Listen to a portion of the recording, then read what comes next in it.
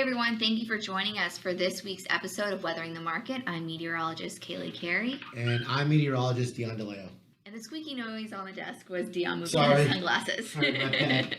That's okay. No, today we're going to be talking about something that we kind of always watch for this time of year, and that's that expanding ridge into the Midwest. But thankfully, we haven't really been dealing with that at all this season. That's right. So some of you may have remembered, if you're frequent listeners or not, or maybe you just happened to catch the episode at the right time.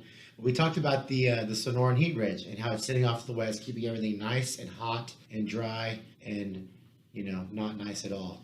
Not great. I know, poor desert Southwest, but we're starting to see some indications that this Sonoran heat ridge is going to eventually start to move a little bit further north and a little bit further east. And that's being seen in the temperature maps and the changes in precipitation that we're seeing come across various model runs. And not so much this week. And this is, once again, take it all with a grain of salt, because once you start to look 3 to 4 weeks out, there are a lot of variables that go into these model runs, but it is just something that we are starting to pick up on. Will this ridge expand further west, and the implications that it does have on crop projections? What we're really looking at, though, currently, what we're seeing is that Southwest monsoon season, they used to always say it starts in mid-July, but they've actually moved that up into June. So we're actually starting to see rainfall chances increase in the desert Southwest, which is great for them. That's right. So as we mentioned earlier, the area has been excessively dry, stretching from Arizona, New Mexico, the Texas Panhandle. All the cotton growing that takes place up there in parts of the Panhandle and eastern New Mexico. Those areas have been excessively dry. But a lot of the models are now starting to indicate on a decent amount of rainfall over the next several weeks. Of course, by several, I mean about 2 to 3. But still, anything and everything is beneficial at this point. But it could be basically those indicators are, it's the monsoon.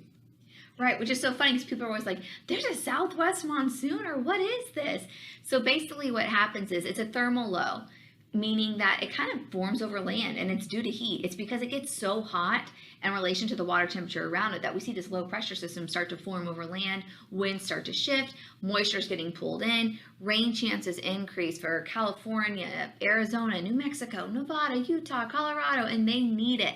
And that's what we're starting to see. So when we see this thermal low develop, it's also, though, as I was saying, it's linked to that Sonoran heat ridge, or just basically another ridge that's building, and it's pushing it further north. And that's what we're looking for, because once that ridge goes further north, that's an indication that warmer temperatures are going further north. And that under ridge, storms have a hard time developing. And that's what a lot of the western portion of the Midwest relies on at this time of year for rainfall.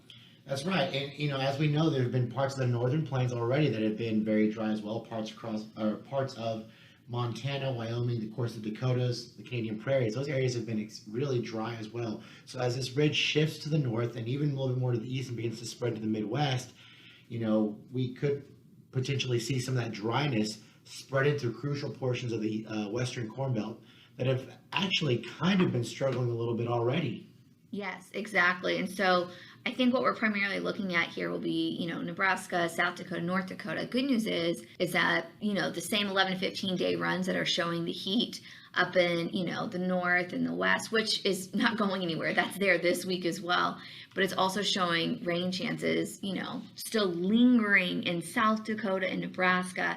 But things are starting to look, I guess you could say, a little bleak for North Dakota and South Dakota. So hopefully this rainfall that's forecasted this week on into next week comes to fruition, because they're going to need it. But once again, take this all with a grain of salt. It's a 3 to 4 week long range model run showing the ridge starting to move a little bit further, being centered over closer towards, Utah, Wyoming, and Nebraska. So that's right. So changes will definitely be possible. But just a heads up, the indicators are there. Yeah, good news is, though, is that the eastern side of the Corn Belt, my goodness, how much rain, that's right. They've seen ample rainfall across the eastern parts of the Corn Belt, including Illinois, of course, the Ohio Valley, places like that have been doing very well.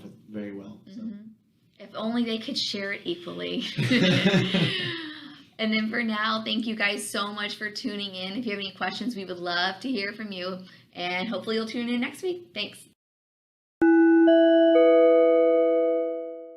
And now for our input from our market analyst and president of Minuteman Weather, Larry Heitkemper. Hello, everyone. We remain in a pretty strong weather market, weather being the biggest focus, not the only focus. There are some, of course, exports are always an issue, and inflation discussions and comments right now are important, but the weather is the main feature. As was mentioned earlier, we've got a heat wave out in the Four Corners area that's been basically moving up north and is now affecting the Pacific Northwest. In fact, it's a little known fact probably, but Seattle's only reached 100 degrees twice in their history, and they may well reach it in this heat wave. Normally they get some influence off Puget Sound, and they don't usually get that hot, but this is an extremely hot air mass. It's near record temperatures in some areas. So the question, as we brought up earlier, is what's going to happen with it? Well, there are some indications in week 3 and 4, which would match up with pollination for corn and early bloom for beans, that it will move somewhat eastward, and we could have some heat in North Dakota, Nebraska, South Dakota, possibly Minnesota and Iowa. And that would encompass enough of the crop to probably cause a rally. So we'll have to watch that closely. Of course, we're talking about models 3 weeks out. The next, say, 10 to 14 days look pretty favorable still. And then the spring wheat situation, of course, crop conditions dropped tremendously on Monday. And if this heat does come across, it looks like North Dakota will be right in the bullseye.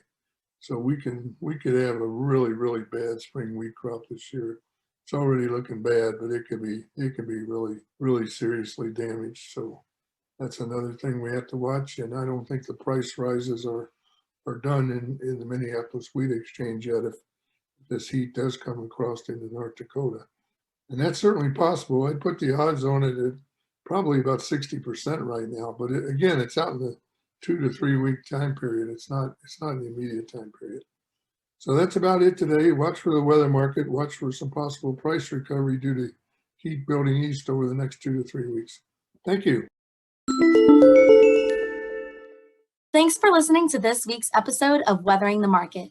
We love sharing all this information with you guys, and if you didn't already know, we work for a company called Minuteman Weather, which provides a full range of energy and agricultural weather services. If you would like to sign up for a free trial or request more information, check us out at minutemanweather.com. We'll be back next Wednesday. Thanks.